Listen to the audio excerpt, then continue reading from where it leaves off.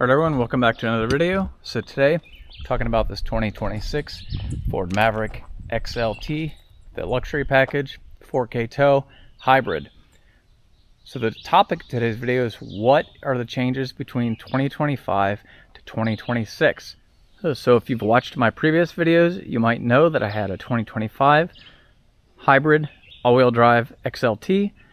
It did have 4K tow. It did not have the luxury package, and a lot of my videos were maintenance on the Maverick and how I basically added a DIY luxury package, which, you know, costs too much money when you're doing it that way, but got some nice benefits, had some fun projects on it. So I got stupid money from Carvana to sell the 25 that I had put a lot of miles on, almost 30,000 miles already, and I got almost what I paid for it with the employee pricing last year. So again, this year Ford has employee pricing, so I got the color I actually wanted this time around because it was a little easier to find one, and it's basically the exact same truck except it came with the luxury package. If you don't know what the luxury package is, it has heated seats, heated steering wheel, heated mirrors. They put this black painted cap on instead of just matte black, which I don't really care about that. I mean, it doesn't look bad, but it's the only bit of gloss on the whole truck. Looks like a little more of a light blue stitching. This is specific to this XLT here. I actually like the interior, if you're going with cloth, of the XL the best because it's just like a black seat. I kind of wish I could get that, but it is what it is. You can always throw seat covers on like I did before, but I think I'm just going to leave it cloth. But again, today's video is what did Ford change? And then towards the end of the video, I'm going to go over a once over on this brand new truck. It's only got 40 miles on it right now. I'm going to check all the fluids, including the diff, the transmission, the PTU, see if Ford has improved their quality control. On my 25, everything was underfilled from the factory. Probably have not improved their quality control, but we're going to find out. The only thing I did not get on this one is the factory spray and bed liner. It's just, this is what was available, but I'm going to be putting in Ford's drop-in bed liner in another video. It's actually a really nice second place, in my opinion, to the spray and liner. And with the Ford Pass points that I got for buying the truck, paid for over half of the price of the bed liner. So for way cheaper than you could buy any other bed liner, I'm going to get the factory Ford one. So I thought about the Lariat, but again, I drove it. It has the adaptive cruise with lane centering. You can add that to the XLT now. Aftermarket, I should say. You cannot add it from the factory. So I can always do that later if I really want that. Don't really care though. Right now, inside, so far, I haven't found really any differences with like the electronics. It still has the super annoying seatbelt light, which can be deleted, or this can be completely removed from the instrument cluster. So everything looks the same. There's just little differences. I know that Ford improved the all-wheel drive software. They did not like the fact that there was some situations where you could get stuck. These were extreme situations. I thought my 25 did extremely well last winter. We had almost record snow levels. It did really well, even with the stock tires. So Ford took the advice, did some reprogramming. If you watch TFL, they did an update video, and the Maverick Hybrid is now able to get out of even more sketchy situations with the all-wheel drive. All right, so now that the truck has shut up, I'll go ahead and put it in reverse so you can hear the new sound.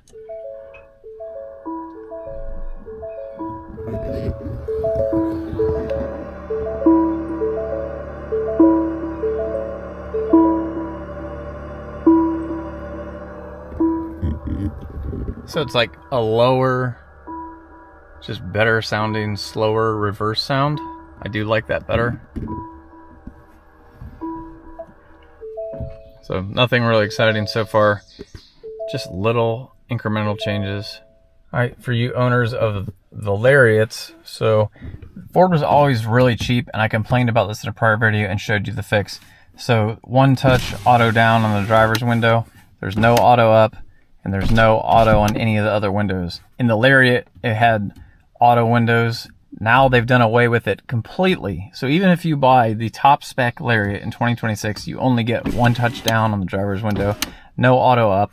So my video on how you can do an aftermarket fix for that is even more important. So I'll have a link in the description below.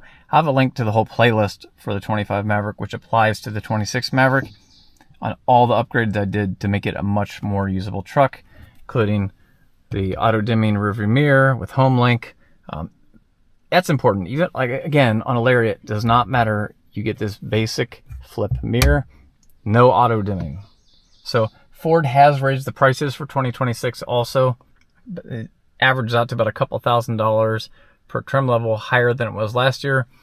Remember the old days, the hybrid was the entry-level engine and the EcoBoost was an optional engine for more money. It's kind of reversed, and now the cheap one is the EcoBoost, and due to demand, everybody wants the hybrid, especially with the 4K all-wheel drive, 4K tow, which is what I have here.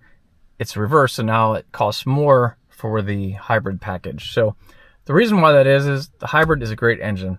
Even if you do nothing but highway driving like I did, it's still going to get way better mileage. I was averaging 38 to 40 miles per gallon highway, doing 75 miles an hour. Plus, that's supposed to be the spot where it gets the worst. You can see just on, so I've got 66 miles on this thing. On my trip home from the dealership, I got 41.6 miles per gallon. And they say these only get better when they break in, and that is true. I found on my 25, the more you drive it, it kind of gets broke in a little bit, learn your driving habits, and the miles per gallon do go up. Winter, you take a hit, just like any hybrid vehicle. It's got to run the engine more to keep the truck warm, but still the lowest I saw in the winters was like 28 to 30 on the highway. All right, and in so an effort to be as cheap as humanly possible, Ford took out the center armrest / cup holder on the XLT, all of them I assume, and replaced it with this little plastic tray that goes in to the Maverick, flex system here, which I guess when you add that up over a bunch of different vehicles, it adds up to a lot of money, but that is really cheap. Starting to delete features and charging more for a vehicle. Besides that, interior choices remain similar. They supposedly made it so more vehicles would have a conventional spare, and when Ford says full-size conventional spare, it's not a full-size spare. It is what they consider a full-size spare, i.e. not a donut, but it's still not the same size as the rest of the tires on the truck. So if you think you're getting a full-size spare, that's why they use the word conventional. It's not, just FYI. So I'm going to do all the same modifications on my 26 that I did on the 25, just little things like maybe a splash guard for the big hole in the back, inside both rear wheel wells. There's some rain guards that go into the hood, and just little stuff like that. And then I'll do some of my interior customizations, like with Forescan, you can turn off the annoying seatbelt screen. I leave the seatbelt notification on. I have nothing against seatbelts, and I always wear mine. But why is there a screen that tells me that my seatbelts are buckled when I'm buckled? And the only way to get rid of it is to hit OK or wait a stupid amount of time. So the nanny state of some of these new vehicles, we can clear some of that stuff up, and it makes it a more enjoyable experience. Also, added a subwoofer to my old truck behind the rear seat, and then changed the settings in the audio control module. It made a huge difference in the sound quality, and hopefully I'll have a future video on how to do that, since I didn't really record it last time. That made a great difference, almost made it like a B&O system. Again, I drove some Lariats before I bought this one again, and just to me, the Lariat is not worth it. I know a lot of people say it is. They say it has a better windshield and all that. In my experience, I do not see the benefits. I've driven both many, many times. I've owned an XLT. This is my second one. I had a Lariat all picked out, and to me, it just was not worth the extra money. I did not care for the wheels, and I really did not care for the interior color on that Lariat without the black package, that like light tannish color, pleather seats. You're paying a huge premium, and you don't even get real leather, so just keep that in mind. Also on the Lariat, they include navigation, It's connected navigation. The minute your connected plan runs out, you don't have navigation anymore. You have a GPS map that's stuck in time, and that's the inherent problem with Sync 4, that is stuck in time from the map update that it last got. So most people just use Apple CarPlay or Android Auto. The screen in the XL all the way up through is the exact same beautiful, almost 13-inch touchscreen. I'll be adding a screen protector to that. I have a really good one that has no bubbles, and once you put it on, it's like you never ever think about it ever again, and it just protects this factory screen. You saw me harp on the 4K tow a few times now. What does that include? Well, the main thing, there's a trailer brake controller, which I'll probably never use because I have an F-150 right next to me if I need to tow something. But what I noticed, you get slightly less gas mileage with all-wheel drive 4K tow, slightly, but the truck has much better acceleration. It's got a lower geared differentials and for towing, but it also just makes your everyday driving experience quite a bit better than the non 4K tow package. So if you have the option to get that, you definitely want to get the 4K tow package. It's just a beefier setup. Should help with the longevity of the truck. All right, so now I'm going to get it pulled in the garage. We'll get it up on the lift, and we'll start going through all of our fluids. Again, we got 66 miles on the truck, 66.5 miles. My 25 was underfilled from the factory. Let's see if Ford made any changes.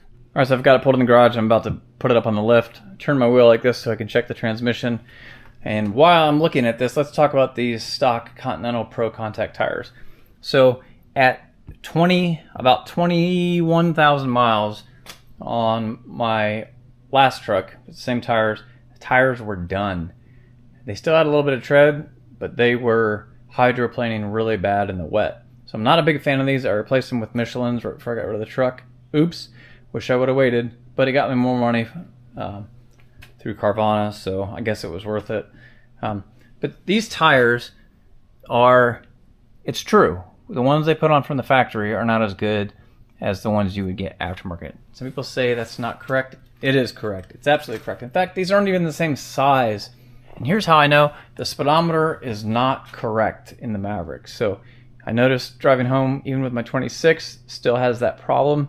I made a whole nother video on how to true the speedometer on these trucks. It should match your GPS indicated speed, especially on the highway. So the faster you go, like 80 miles an hour, the more off it is by like 2 to 3 miles per hour. For most of you, that's not going to bug you. You can deal with it as is. When I put a set of Michelin's on, it completely changed that and kind of went the other way, because I think these are like a little more balloonish than a real 225, 65, 17. So you have to take account for that when you're doing speedometer training. And it's kind of an involved process. I did a whole video on it, so if you want to check it out, be sure to check that out and show you how to dial in your speedometer. If you're not familiar with ForeScan, definitely shouldn't be your first project because it is a little intensive. You have to re-sync multiple modules in the truck just so you don't have any problems. All right, so I'll take my T30 Torx and take out all these screws all the way around the perimeter. We'll get the shield off, and then we can start checking stuff out. We're using a 8mm bit there. I took the fill cover for the PTU off. The easiest way to get to it, which I showed in my other video, is come in from over here in the wheel well, because it's really hard for me to show you, but it's up right there. Now if I stick my finger in there, I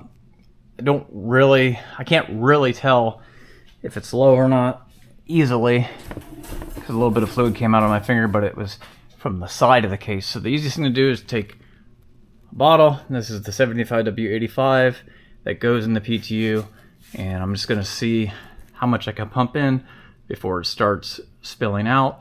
So I'll just get a guess of if it is low or not. So here's kind of a better shot. Now these things take way less than a quart. I completely changed the PTU fluid with about half a quart, a little over. So I've got the remainder in here.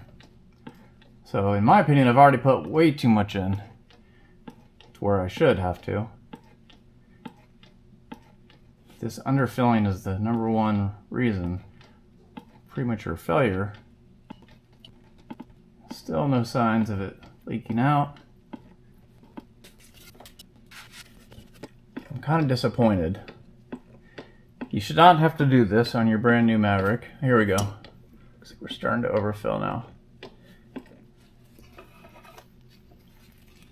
So it's going to be hard for you to see. Started with about half a quart. So that took almost a quarter of a quart to bring it up to full. So kind of really disappointed in that. We're not off to a good start. So I'll put that cover back on, or that fill plug back in, and we'll move on. All right, let's look at the transmission. This is basically a 10mm Allen socket.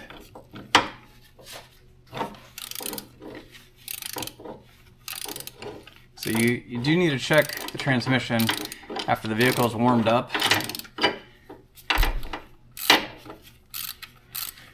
The fluid has expanded.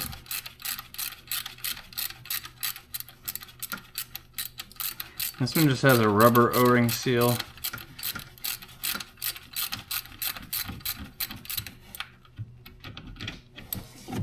And the transmission uses Mercon ULV fluid.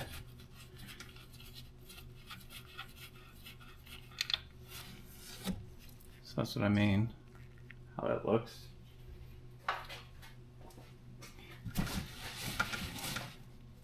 Just stick my little finger in there.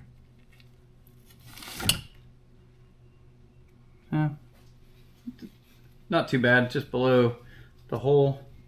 So transmission might be okay. Might just put a touch in, just because my last one was underfilled. But again, warm it up, get it to operating temperature, pull it in, pull the plug, add fluid until it just spills out, and then you're good. All right, so if you can see through the little hole here, it's just a 3/8 ratchet bar. That one looks like it's coming out. So the rear might actually have the right amount of fluid in it. Weird. I was not expecting that. So the rear actually has the proper amount of fluid.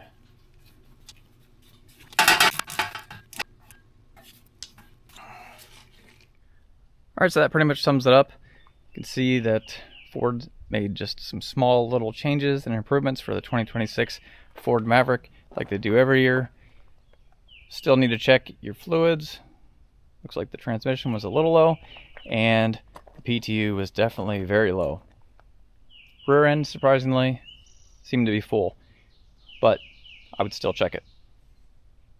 All right, so be sure to like, subscribe, and comment below. And again, there'll be a link to the playlist with all the modifications I made to my 25 Maverick, which also apply to this 26. As always, thanks for watching. Till next time, we'll see you later.